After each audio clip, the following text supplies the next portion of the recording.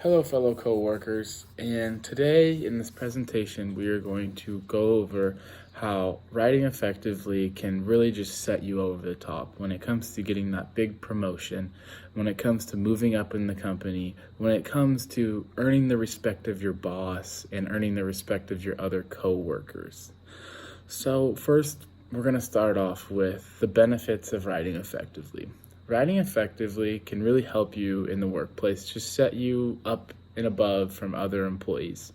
For example, if Joe Schmo over here decides to write a lot of emails with words that just don't need to be there, and you get to the point in a clear, concise way and use language that the reader is going to understand, it's going to set you up above. Joe Schmo. We're going to talk about how writing effectively can help your bosses and other coworkers really judge your abilities. For example, if you're able to write clear and concise and effectively, they're probably going to see that ability in you presenting or becoming a salesperson or a promotional person in the company. Writing effectively really also helps you criticize your own work as well as it helps criticize other people's work. For example, you might be able to really, decide if someone has done a really good job or not on a paper, email, project, etc. if you really understand how to write effectively and think critically when it comes to writing. So those are the benefits of the writing process. So now we're going to go over the principles of writing. So the principles of writing, pretty simple. You got to be clear, be concise, and be invisible. So being clear is just writing making your writing as short and as clear as possible, and yeah, just getting straight to that point, making sure there's no question up in the air whether you stand one way on a subject or stand on the other way. What you're talking about, like when it comes to being informative, don't be confusing, just be clear. Be clear what you're talking about. Concise. Concise, like I said, being straight to the point, but instead of jumbling around with a bunch of stuff that doesn't really need to be there, being concise, trying to get what you need to say done in the least amount of words as possible. And then there's being invisible. As an author, you should be able to express yourself, and the way you should express yourself should be invisible to where the reader knows that you have written the paper, but knows that you're also not injecting things like biases and other things. So you should be able to express yourself, but it should be in more of an invisible fashion. Next is you have to compel the audience, for example, if you read a book and the first 10 pages are boring, you usually put it down. If you read a book and the first 10 pages are great, and then you get to the next 25, you're probably going to lose interest and quit reading the book. So one of the keys to writing effectively is really just making sure that you catch the attention of the audience and you keep them engaged throughout the whole entire paper. For example, you might have a 2-page paper that you have to write, or a 2-page email you have to write for your boss. You want that first paragraph to be strong to really hook them in. And say you're talking about a job promotion, you then want to hook them in with different things that you could do to really make your job more efficient and make that job better, and making sure that you can make that job better, keeping them interested throughout the whole entire paper. When it comes to the writing process and just composing these effective papers and doing the writing process effectively, there's a little bit of a process that comes to it. The first step of the process would be the approach. When it comes to technically writing a paper, or effectively technically writing a paper, the approach is, I think, one of the biggest steps. You really have to just step back and think what you want this paper to be like, what you want your paper to really get across, the message that it really wants to get across. The purpose of the paper, what direction you want the paper, where you want to stand on a certain subject. I like to take about 3 or 4 days before I actually do that, and you might not have that much time, but just take a little time. I do a mental outline in my head. That's one of the best ones.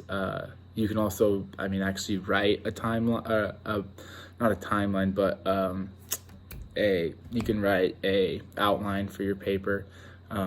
Yeah. Drafting would be the second step, and that is just kind of getting all the writing out of your system. A lot of people use paper to cover their computer screen, and you just type, just literally just type everything that comes to mind about the subject. It doesn't matter what it is, just type that it comes to mind. And then the third step would be revision. And this is when you really look at your ideas that you have down. Because I like to think of the drafting step as kind of getting all your ideas out. You look at all your ideas, all your writing, and you choose like which sentences can I combine with these sentences that connect the ideas. Where should I leave off on a subject? Where should I pick up on a subject?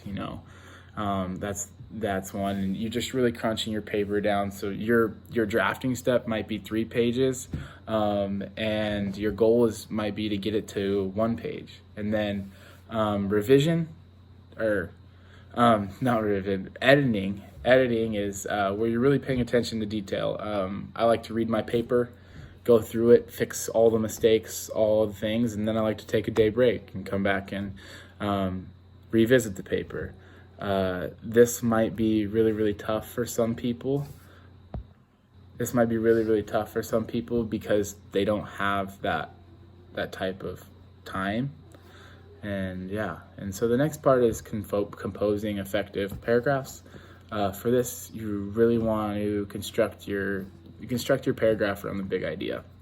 So, for example, if you're talking about coffee, you really want to construct your whole paragraph around coffee, and then you really want to capture the audience's attention in the first sentence. For example, if I'm talking about iced coffee, I might say something real bold like, if you drink iced coffee once, you might not drink iced coffee ever again. Then your goal throughout the thing is, I like to call it scaffolding, where you build on your subject. So you have the base scaffolding here, that would be your first sentence, and then every single sentence that you have after you state your big idea and capture the audience's attention is you're building that scaffolding up, just building it, making it stronger, matching up the subjects with each other so that they align in just a way where one subject flows into another, and you're just building this strong scaffolding that hopefully someone could just stand on at the top. Finally, I like the constructing a rhetorical analysis. This is one of the things that really, really helps me when I really sit down and begin to start writing a paper. It really just clarifies who your audience is and who you intend on writing to. So if it's your boss, it gives you some organization to think, how should I write this paper to my boss? And then it gives you time to think about the goal of your paper, So if your audience is your boss and you're talking about a job promotion, your goal might be to persuade your boss into giving you that job promotion over someone else. And then it really gives you time to create content. Really, you can research the reader of your paper to give you a better understanding.